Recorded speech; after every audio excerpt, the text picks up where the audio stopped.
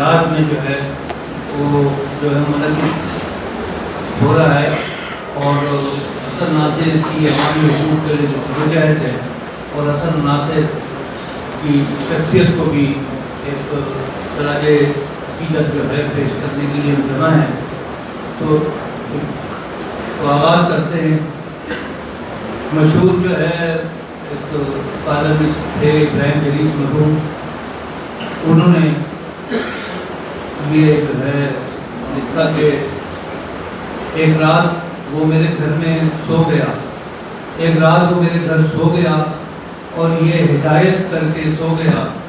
ایک رات وہ میرے گھر سو گیا اور یہ ہدایت کر کے سو گیا، سویرا ہوتے ہی مجھے جگا دینا، سویرا ہوتے ہی مجھے جگا دینا،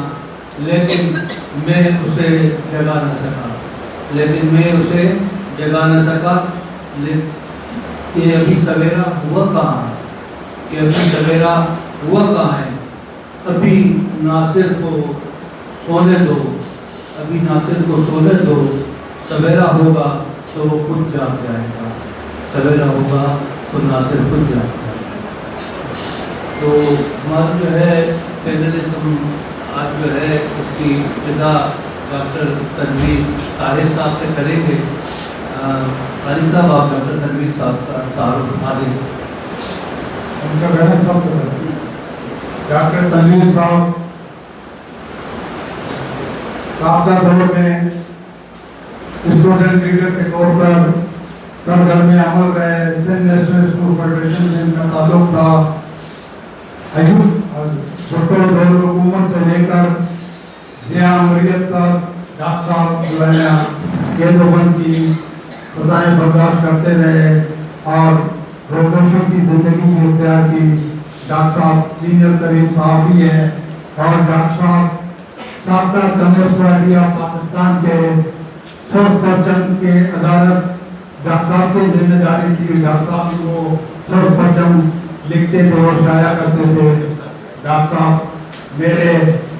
استاد بھی ہیں اور میرے استاد ڈاکٹر جبار کھٹک اور غلام اکبر کے بھی استاد ہیں، اور وہ میرے استاد ہونے کے ساتھ ساتھ میرے دادا استاد بھی ہیں۔ تو ڈاکٹر تنویر صاحب زیر زمین رہ کر اپنی انقلابی تحریکوں سے زیر زمین پرچے سرخ پرچم کی عدالت کرتے تھے، اور اسے ہم سب مل کر جو ہے نا اس کو عوام میں اور پیڈر میں پھیلاتے تھے۔ جی ڈاکٹر تنویر صاحب، حسن ناصر شہید کے بارے میں آپ جو ہے اپنی طالب علمی کی لائف میں بہت کچھ جو ہے نا کہا کرتے تھے، اور تو حسن ناصر کے متعلق ہمیں جو ہے نا آپ کافی معلومات دیتے تھے۔ تو آج جو ہے نا آپ سے یہ درخواست ہے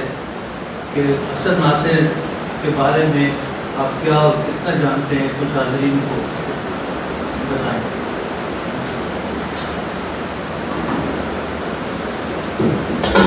ابھی مجھے میرا تعارف راستے میں بتایا گیا کہ میں بیٹا زیر زمین کام سے آیا ہے۔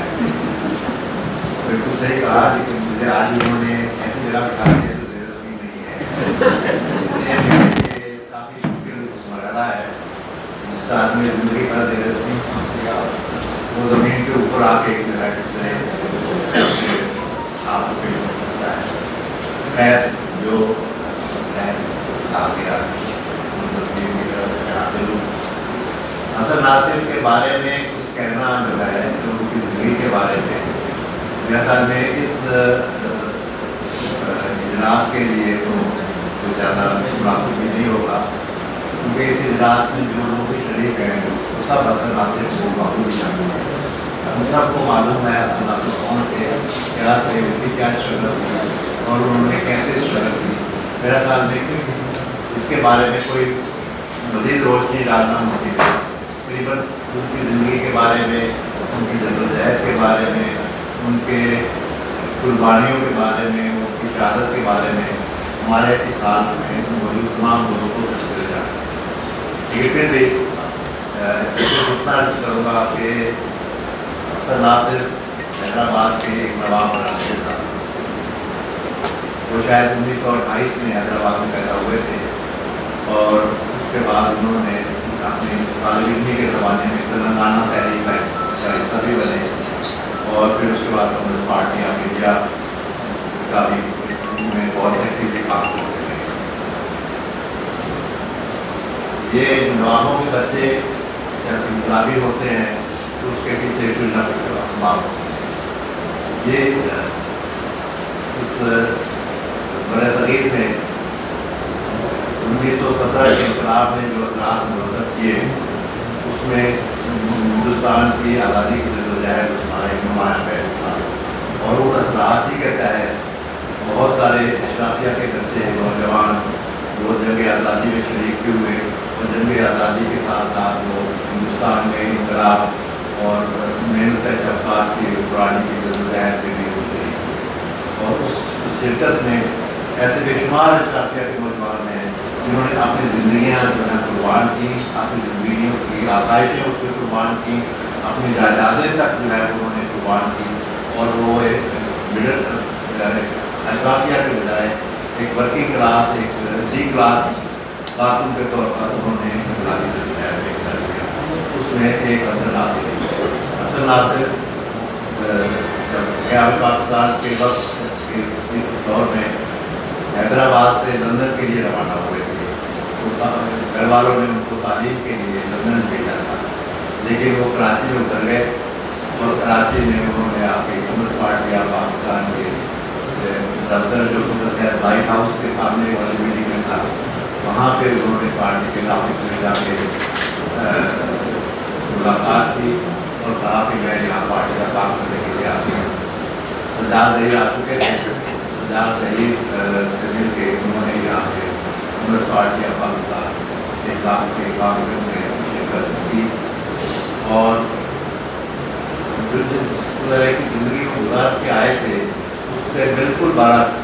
انہوں نے آ کے مزدور کرتے ہوئے کام کرنے کے لیے مزدوروں جیسی ہی زندگی گزاری، وہ اسی طرح جھوپڑیوں میں رہے، وہ اسی طرح جو ہے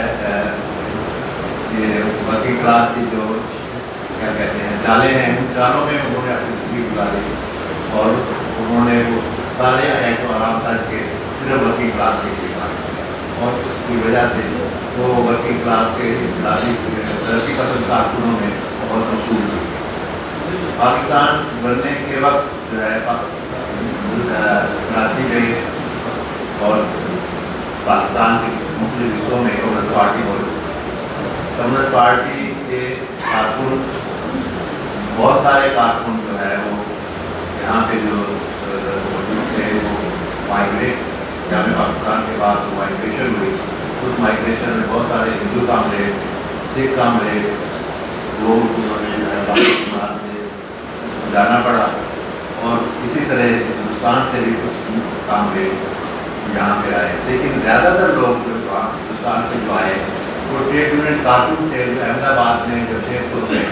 وہ ٹریڈ یونین میں کام کرتے تھے، اور وہ کمیونسٹ موومنٹ سے یا کم از کم ٹریڈ یونین موومنٹ سے ضرور واقف تھے۔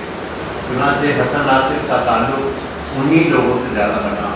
جو کہ برصغیر جو مائگریشن کے نتیجے میں احمد آباد، شیخ پور اور دیگر ہندوستان کے صنعتی علاقوں سے یہاں پہ آئے تھے، اور اس میں انہوں نے اپنے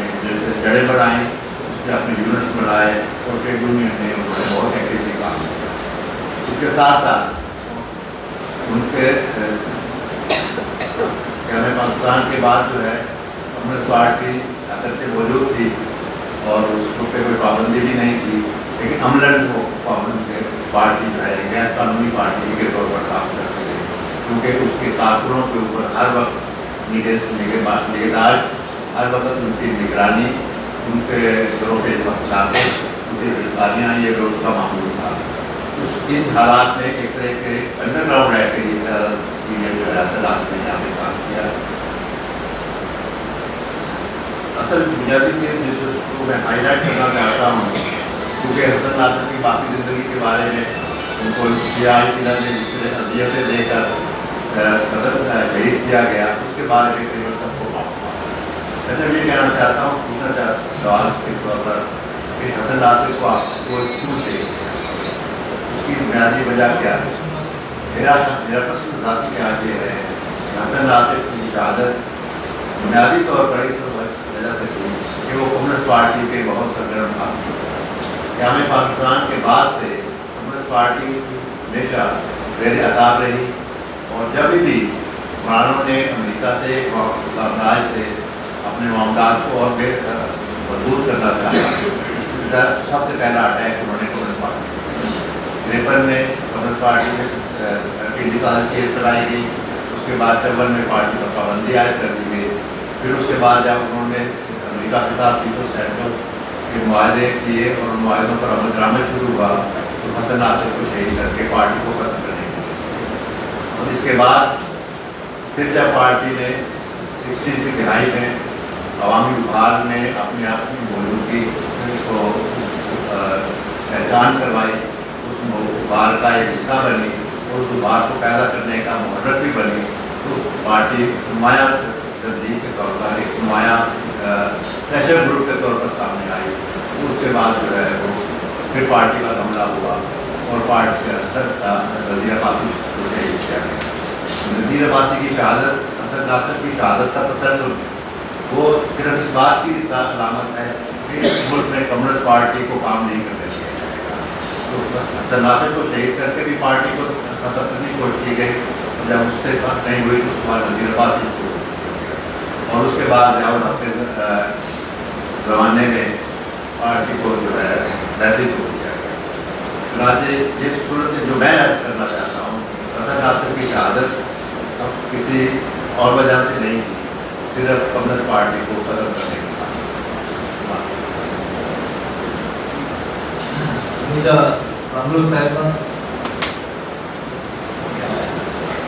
حمیدہ کانگرو صاحبہ شہید نذیر عباسی کی شریک حیات نیشنل فیڈریشن کی سرگرم رہنما رہی. ابھی 9th کلاس میں ہی تھی کہ میرا پور میں کالج کے قیام کے لیے جدوجہد کرتی ہوئی اپنی بہن اور اپنے والد کے ساتھ پابند ثلاثہ ہوئی. پھر نذیر عباسی کے ساتھ ان کی شادی ہوئی اور یہ اپنی سیاست میں سرگرم عمل رہی. پٹ فیڈر کسان تحریک میں بھی رہی. کامریڈ جان ساکی کے رہائی کے لیے ہونے والے مظاہرے میں بھی گرفتار ہو کر پابند ثلاثہ رہی. باقی حمیدہ کانگڑو اب صحافت کی دنیا میں آئیے اور عوامی آواز میں جو ہے نا اس میں آرٹیکل وغیرہ لکھ کر اپنی صحافتی خدمات انجام دے رہی ہے اور عوامی حقوق کی روح رواں ہے. میں حمیدہ صاحبہ ڈاکٹر تنویر نے کہا کہ حسن ناصر کی جدوجہد کے تسلسل نذیر عباسی رہے. نذیر عباسی کی جدوجہد رہے انہیں کا ایک تسلسل تھا. پھر ظاہر ہے کہ اسی طرح حسن ناصر کے نقش قدم پہ چل کے انہوں نے اپنی وصیت گاہ میں جو ہے اپنی زندگی بھی نچھاور کر دی، قربان کر دی اپنی جدوجہد. آپ یہ کیسے سمجھتی ہیں کہ نذیر عباسی کی جدوجہد اور حسن ناصر کی جدوجہد وہ ایک تسلسل میں؟ بہت شکریہ. میں اس کو خوشی تو نہیں کہوں گی کہ آج ہم سب کٹھے بیٹھے، مگر میں فخر کے ساتھ یہ محسوس کر رہی ہوں کہ جب ہم حسن ناصر کا نام لیتے، نذیر عباسی کا نام لیتے، کانگریس پارٹی کا نام لیتے، اور پھر جب ہمیں یہ جڑا ہوا ایک سنگم ایک ساتھ نظر آتا ہے تو بہت خوشی ہوتی ہے. اور پھر اس وقت ایسا محسوس ہوتا ہے کہ ہمارے ساتھیوں کی جو شہادتیں ہیں اور جو قربانیاں ہیں اور جو ہماری جدوجہد ہے وہ ختم نہیں ہوئی ہے، وہ مسلسل آج تک زندہ ہے اور چل رہا ہے. میں سمجھتی ہوں کہ 58 نومبر میں میری پیدائش ہوئی ہے اور 16 میں نومبر میں حسن ناصر کی شہادت ہوئی ہے. تو میرے خیال میں جب ماں باپ کا لفظ بولنا میں نے سیکھا ہوگا اور سماج میں میں نے اچھی طرح آنکھیں کھولی ہوگی، اس وقت میری 2 سال عمر تھی، تو میری بنیادی تربیت اور بنیادی نام جو میرے سامنے آتا ہے وہ ایک حسن ناصر کی شہادت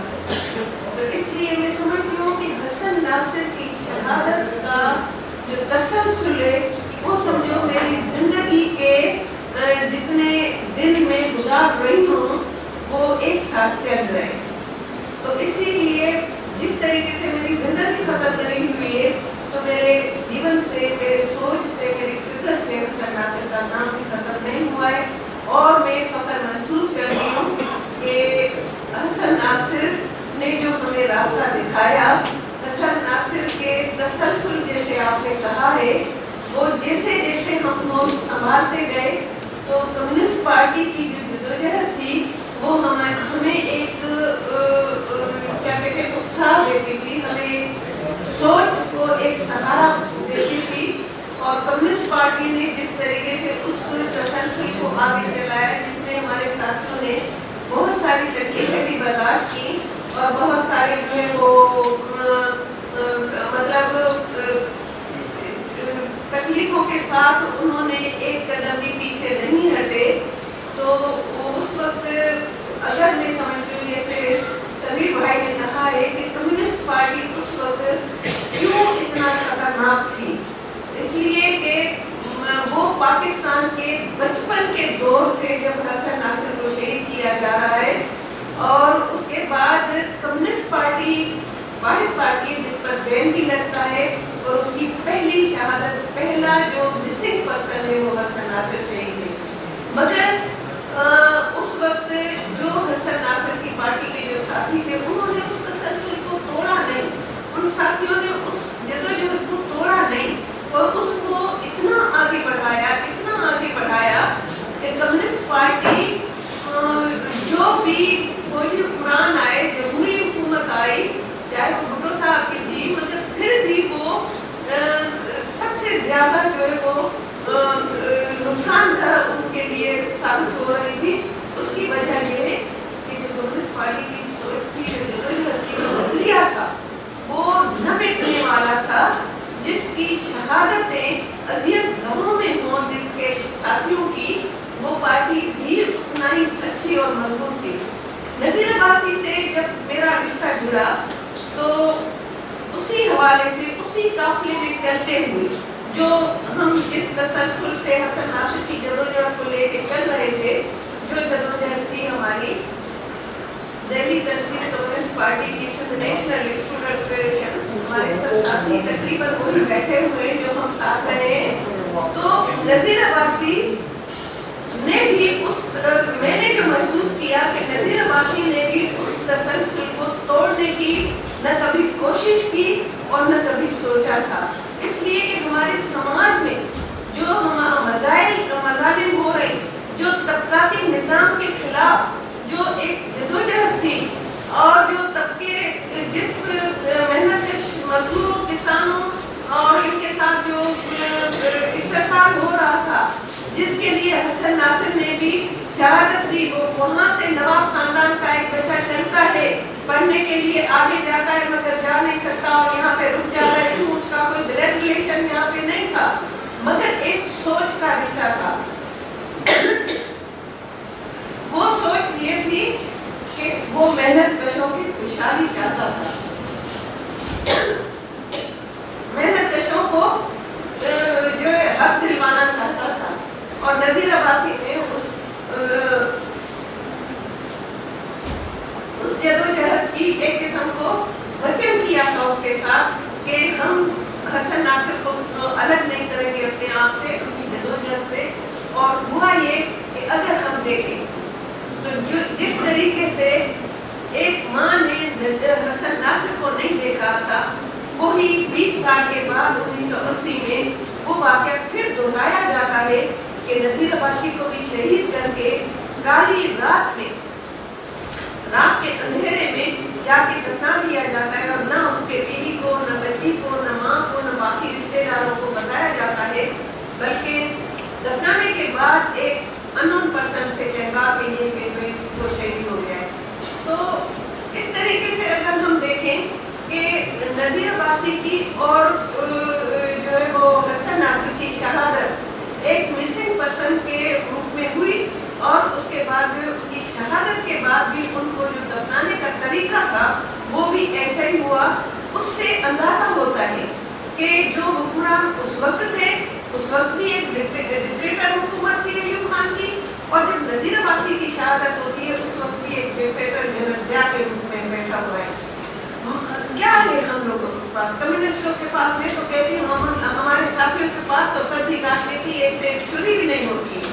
मगर ये हथियारों बम बारूद रखने वाले भी इतने खौफजदा हो गए थे कि उन्होंने रात के अंधेरे में हमारे साथियों को दफना दिया। इसका मतलब है कि उनकी जदोजहद, उनकी कुर्बानी जो थी वो सही थी, वो अवाम के रूट्स में थी, वो इस धरती के साथ जुड़ी हुई थी। और जो तहरीक और जो लोग धरती के साथ जुड़े हुए होते हैं, उनकी रूट्स उनकी तहरीकों के उन अवाम के साथ जुड़े हुए थे जिस अवाम को छोड़ नहीं सकते। कम्युनिस्ट पार्टी कभी भी इक़्तिदारी पार्टी नहीं रही है, इसलिए कि कम्युनिस्ट पार्टी ने इस तबकाती निज़ाम के खात्मे के लिए बात की थी। और जब तक इस तबकाती निज़ाम के साथ तबकाती जुल्म जबर बर्दाश्त करने वाले जो लोग हैं उनके साथ नजीर अब्बासी और हसन नासिर जैसे लोग जो है वो हमेशा जुड़े रहेंगे। आज का ये भी जो यादगार है, जैसे मैंने कहा ना कि आज हम जो बैठे हुए हैं उस तसलसल को लेके बैठे हुए हैं। बहुत अच्छी आपने मुझे तो बहुत बड़ा हौसला दिया है कि आपने मुझे कहा है कि हसन नासिर और नजीर अब्बासी के तसलसल को मैं क्या समझती हूँ। मैं समझती हूँ कि जब तक मेरी सांस होगी और जब तक मैं जिंदा हूँ, मैं नजीर अब्बासी के मकसद, उसकी जदोजहद, शहीद हसन नासिर की जदोजहद, उसके मकसद के साथ उसके वचन के साथ मैं जिंदा हूँ और जिंदा रहूँगी। आज आपने जो ये याद किया है,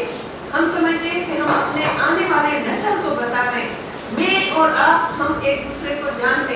मगर आज के हमारे नौजवान जो है वो नहीं, नौजवान बच्चे बच्चियां नहीं जानती। इसलिए ये प्रोग्राम करने का मकसद भी ये है और मैं उनको यही मैसेज देना चाहती हूँ इस तसलसल का कि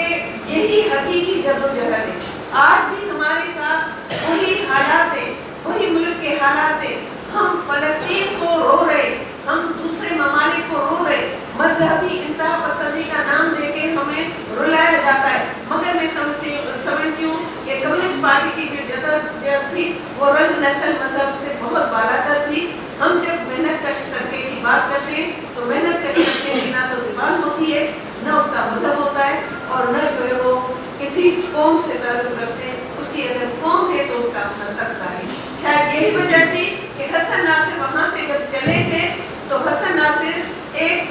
सोने के चमचे में खाना खाने वाले जो है वो वहाँ से चले थे, मगर यहाँ पे जब आए तो ली मार्केट, शू मार्केट और इधर के मेहनत कशों के बहते आंसुओं को देख के उसने कहा कि ये आंसू जो है मैं नहीं देख सकता और इनके लिए मैं एक जदोजहद करूँगा। और इनके खुशहाली के ख्वाब के लिए उसको जब शादी के लिए टॉर्चर सेल में शहीद किया जाता है, वो अपने बहते हुए खून को देखता है, मगर वो खून को देख के घबराता नहीं, इसलिए कि उसके सामने मेहनत कशों के आंसू होते। बहुत शुक्रिया। जो नए साथी आए पीछे जगह दी हो तो दोस्तों से गुजारिश है जरा बात मेरी दिखाएं। इन सीटों पे 4-4 अफराद हो सकते हैं उनको दोस्तों। अब मैं अपने उस साथी का तारुफ कराता हूँ जो कि ज़माना तालिब इल्मी से जदोजहद में शरीक रहे,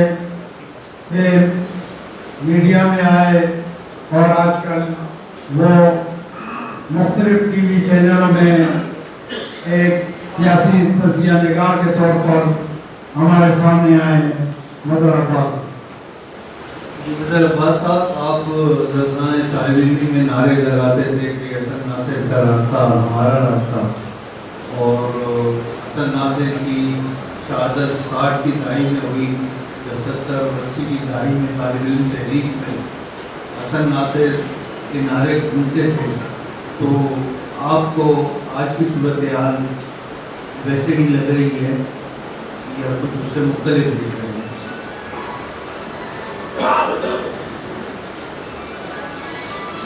देखिए, हसन नासिर की शहादत के बाद سر ناصر کو کیوں ہم باقی جو لوگ ہیں، باقی جو جدوجہد کے ساتھی ان سے مختلف پاتے ہیں؟ میرے خیال میں حسن ناصر پاکستان کی سیاست کا پہلا شہید ہے، اور یہ بذات خود اس کو یونیک کر دیتی ہے۔ کمیونسٹ پارٹی آف پاکستان کیوں ایک تھریٹ سمجھی گئی ریاست کے لیے؟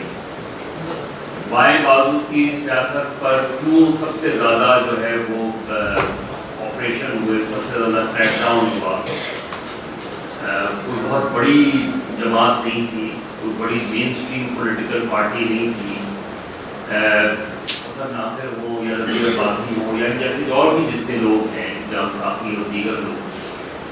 وہ کیوں ریاست کے لیے بہت بڑا خطرہ سمجھے جاتے تھے؟ یہ میرا خیال ہے وہ سوال ہے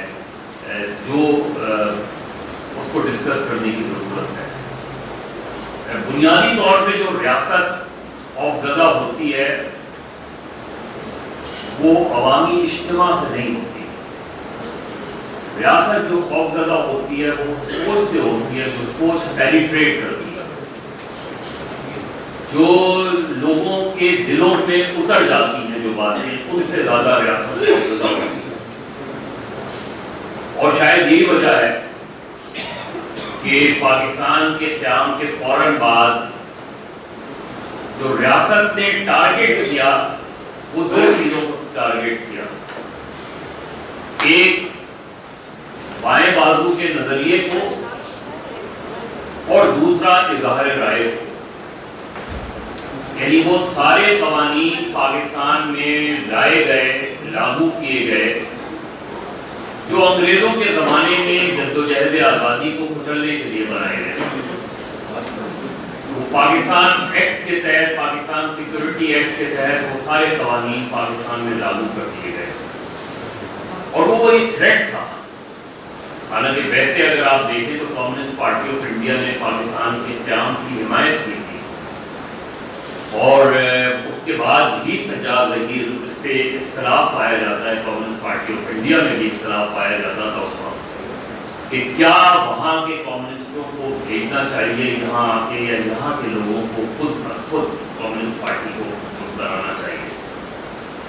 میرا چونکہ ایک ایسے گھرانے سے تعلق ہے جس کا تعلق کمیونسٹ پارٹی آف انڈیا سے بھی رہا ہے، جس کا تعلق کمیونسٹ پارٹی آف پاکستان سے بھی رہا ہے، اور اکثر یہ بات جو ہمارے ماموں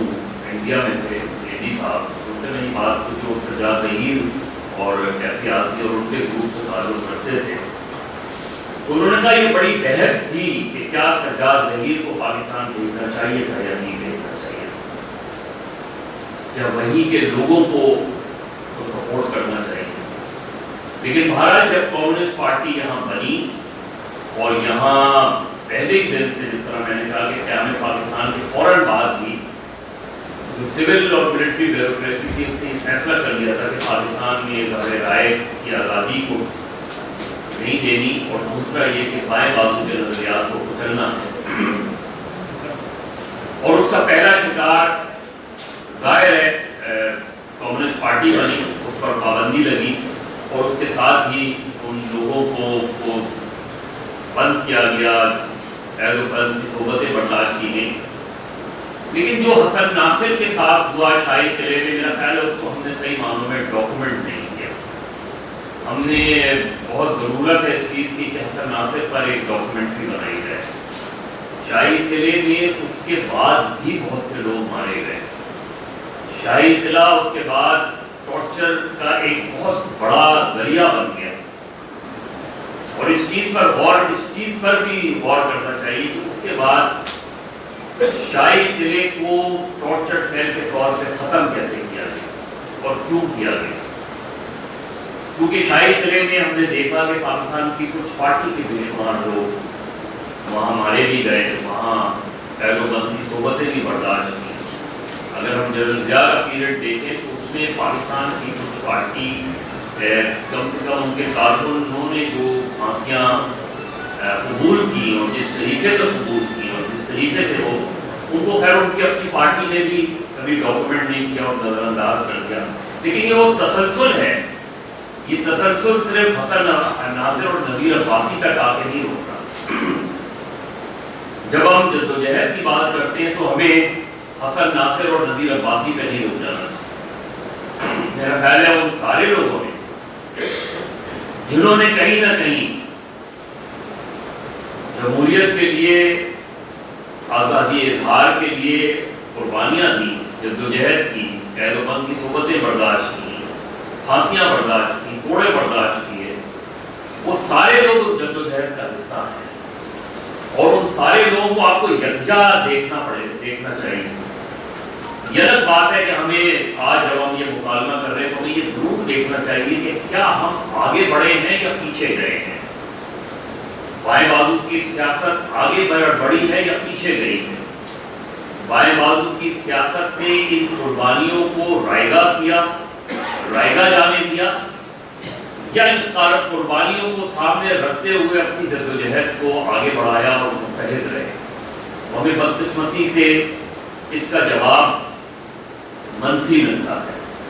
ہمیں بدقسمتی سے اس کا جواب ملتا ہے کہ ہم قوم پرست سیاست میں تقسیم ہو گئے. نیشنل عوامی پارٹی ایک امید تھی پاکستان کے بائیں بازو کے لیے، لیکن اس کے اندر جب تقسیم آئی اور پابندی لگی تو اس کے بعد ہم نے دیکھا کہ پاکستان کی سیاست، بائیں بازو کی سیاست یا بلوچ قوم پرستوں میں رہ گئی، یا پختون قوم پرستوں میں چلی گئی، یا سندھی قوم پرستوں میں چلی گئی، اور وہ ایک پلیٹ فارم پہ نہیں رہ سکتی. جس کا سب سے زیادہ نقصان یہ ہوا کہ ریاست اور ریاستی حربے اس ملک میں زیادہ کھل کر سامنے آئے. اور آج ہمیں نظر آتا ہے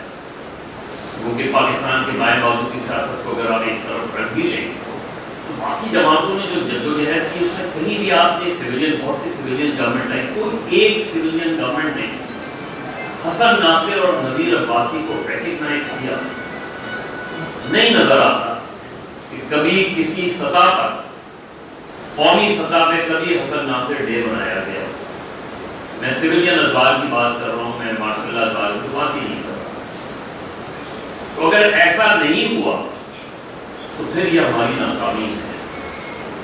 اگر ایسا نہیں ہوا تو یہ بہت ضروری ہے. اور خود اگر ہم یہاں بھی ہال میں لوگ دیکھیں تو اس میں زیادہ تر لوگ وہ ہیں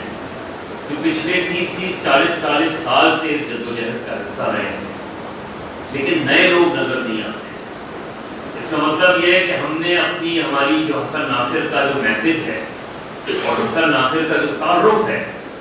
وہ ہم نے نئی جنریشن کو منتقل نہیں کیا. ہم خود ہی جمع ہوتے ہیں، حسن ناصر اور نذیر عباسی ڈے مناتے ہیں اور اس کے